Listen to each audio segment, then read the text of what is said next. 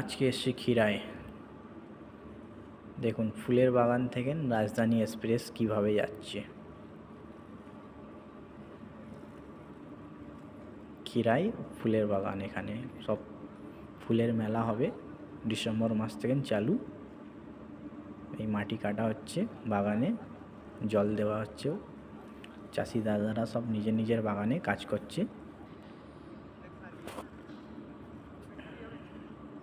মেলা চালু হয়ে যাওয়ার পর এখানে অনেক ভিড় হয়। ফুলের মেলা, চারা দিয়ে জল দিচ্ছে।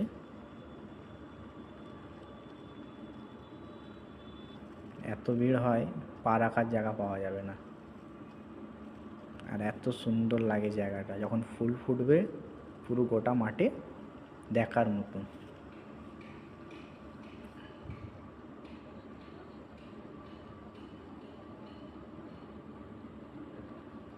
সব জায়গায় ফুলে ফুল থাকবে ভর্তি।